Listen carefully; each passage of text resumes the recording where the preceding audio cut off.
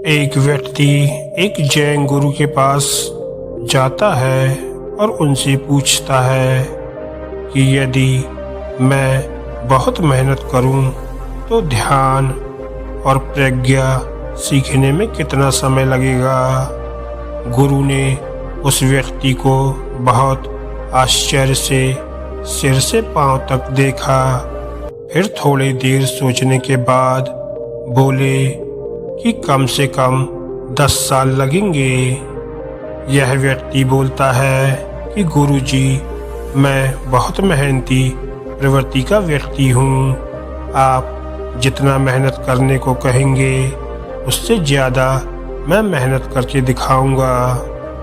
जैन गुरु थोड़ी देर बिल्कुल शांत रहे, फिर उन्होंने बोला कि मुझे माफ़ करना, मैंने 10 साल के समय का गलत अंदाज़ा लगाया। तुम्हें ध्यान एवं प्रज्ञा सीखने में कम से कम 20 साल लगेंगे।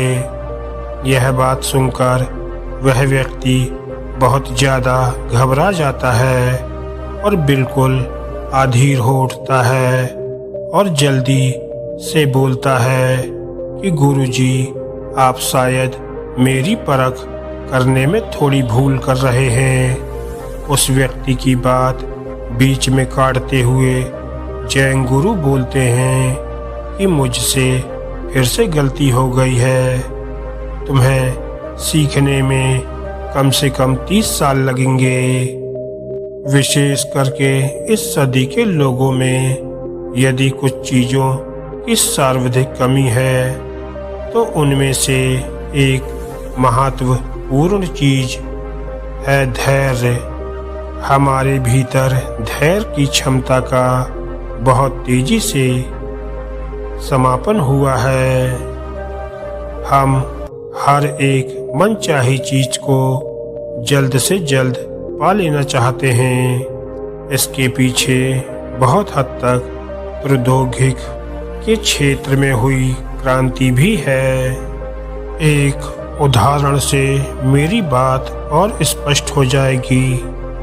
यदि हमें किसी बीमारी या फिर किसी दवाई के बारे में जानकारी इकट्ठा करनी हो तो हम तुरंत उसे गूगल पर या इंटरनेट पर खोज लेते हैं। शायद ही कोई मेडिसिन की किसी अच्छी किताब जैसे हैरिसन से जानने की कोशिश करता है।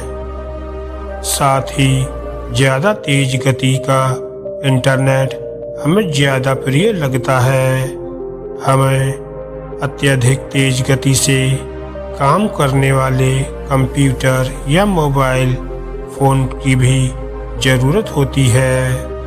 हमें कहीं यात्रा करनी हो और यदि हमारे पास पर्याप्त समय भी हो तो भी हम सबसे तेज जाने वाली बस, ट्रेन या हवाई जहाज का ही चुनाव करते हैं। इसी भांति हम अपने जीवन में जल्द से जल्द प्रसिद्धि पाना चाहते हैं, जल्द से जल्द ज़्यादा धन कमाना चाहते हैं। यह जल्दी से होने का या जल्दी से कोई चीज़ पाने का क्रम हमारे दैनिक जीवन के हर छोटे बड़े कर्मों में बिल्कुल गहरे तक घुस जाता है और हम इसके कब शिकार हो जाते हैं हमें इसका पता भी नहीं चलता।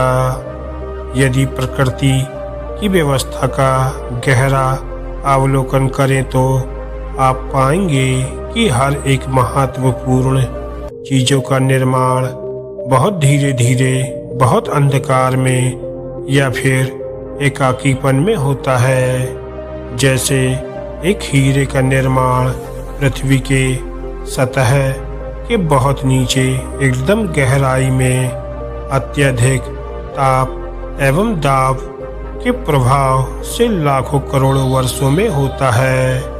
यहाँ तक कि बहुत सारी घटनाएं जो कि हमें अचानक महसूस होती है, उसकी तैयारी भी प्रकृति सैकड़ों, हजारों वर्षों या लाखों साल पहले ही कर दी होती है। जैसे कि हम देखते हैं कि 10-20 सेकंड का भूकंप आता है और हजारों लाखों की जान माल की क्षति कुछ क्षणों में ही कर जाता है। लेकिन यदि आप भूकंप एवं सुनामी के उद्गम के प्रकलन का अध्ययन करेंगे तो पाएंगे कि इसकी तैयारी पृथ्वी के भूगर्भ में कई वर्षों पहले ही हो चुकी थी। मनुष्यों के परिप्रेक्ष्य में यह बात और सही मालूम पड़ेगी। हमें यह महसूस होता है कि फलां व्यक्ति ने इस चीज का आविष्कार इतनी जल्दी कर दिया, फलां व्यक्ति ने इतना धन बहुत जल्दी कमा लिया। लेकिन पीछे की बात पता करने पर दूसरा ही परिदृश्य दिखेगा। आपको पता चलेगा कि उस व्यक्ति ने वर्षों बिल्कुल अंधेरे में परिश्रम किया। एडिसन ने लगभग 1000 बार असफल होने के बाद बल्ब का आविष्कार किया। इसमें उन्हें कई सालों तक अधिक परिश्रम करना पड़ा था। यदि उनका धैर्य पहले ही जवाब दे दिया होता तो आज शायद मानवता बल्ब जैसी बहुमूल्य चीज देखने को नहीं मिलती। आपने J.K. रोलिंग का नाम सुना होगा। वो आज के जमाने की सबसे मशहूर लेखिकाओं में से एक है। अंग्रेजी में लिखा उनका उपन्यास क्रम हैरी पॉटर 21वीं सदी के सबसे मशहूर उपन्यासों में से एक है। उन्होंने अपने इस उपन्यास के कारण बहुत ज़्यादा प्रसिद्धि के साथ साथ धन भी कमाया, लेकिन इससे पहले उन्होंने काफ़ी संघर्ष किया।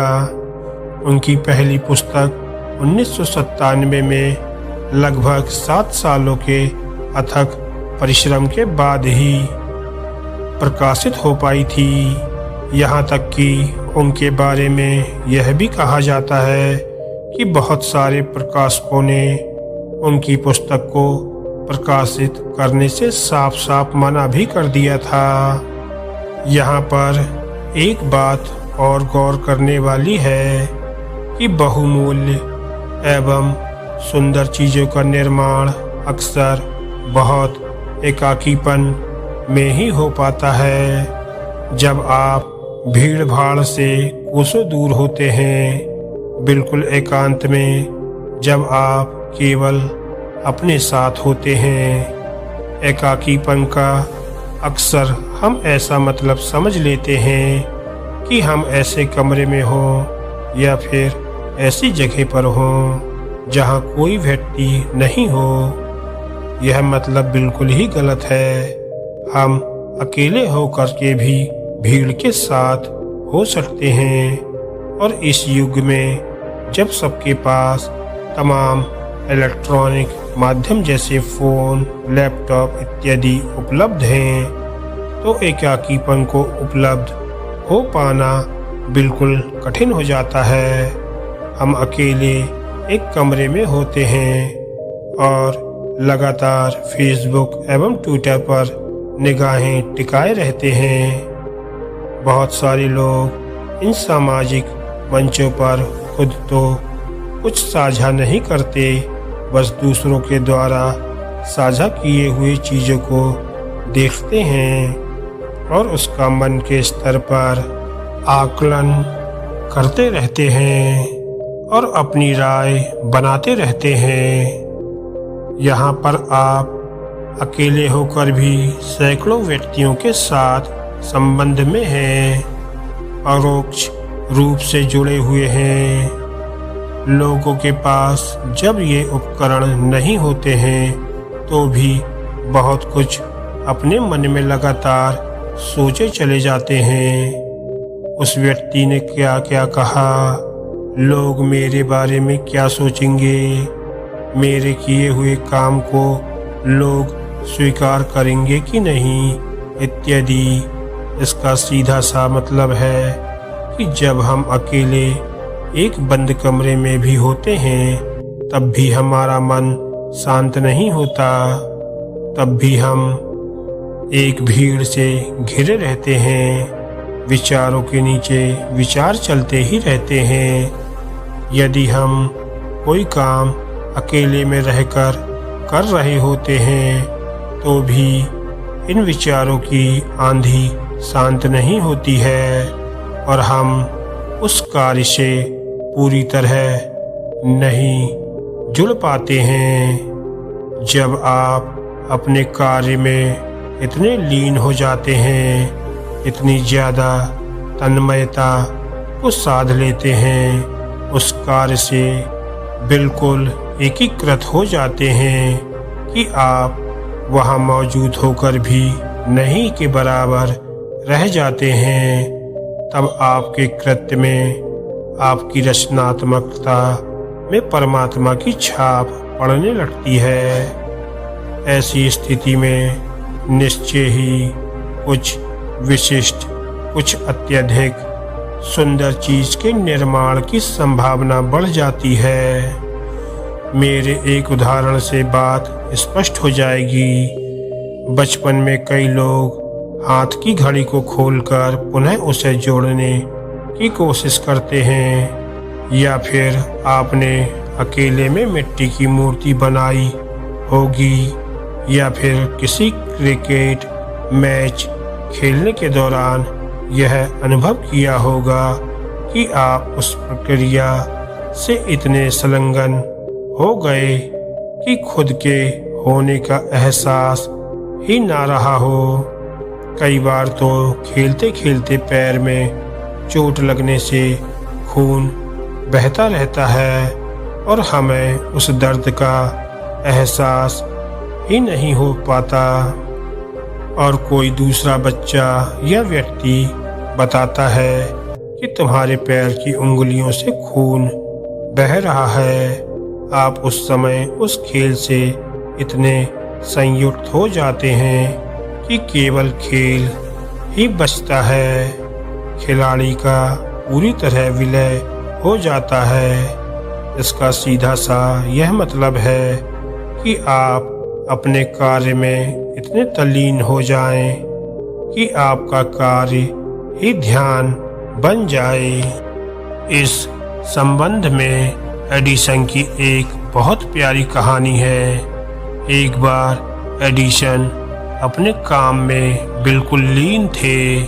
उनकी पत्नी ने उनकी मेज पर सुबह का नाश्ता लाकर रख दिया। एडिसन अपने काम में इतने तल्लीन थे कि उन्हें पता ही नहीं चला कि उनकी पत्नी ने उनके लिए नाश्ता रखा है। एडिसन का बहुत नज़दीकी मित्र उनसे मिलने आया।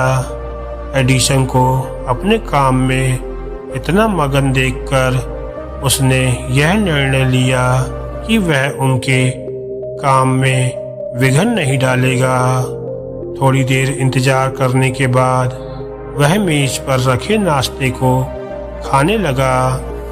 अब उसे इंतजार करते हुए काफी वक्त व्यतीत हो चुका था, लेकिन एडिसन को यह पता ही नहीं चला कि उनका मित्र आया हुआ है।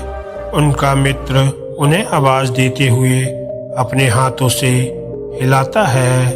एडिसन उससे हाथ मिलाते और उसका स्वागत करते हैं, फिर खाली प्लेट की तरफ देखते हैं और अपने मित्र से बोलते हैं कि मित्र, मैंने नाश्ता कर लिया है, तुमने तनिक विलम्ब कर दी।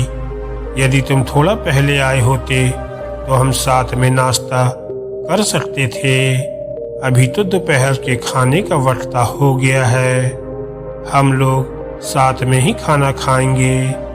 यह बात सुनकर एडिसन की पत्नी और उनके मित्र जोर जोर से हंसने लगे। धन्यवाद दोस्तों।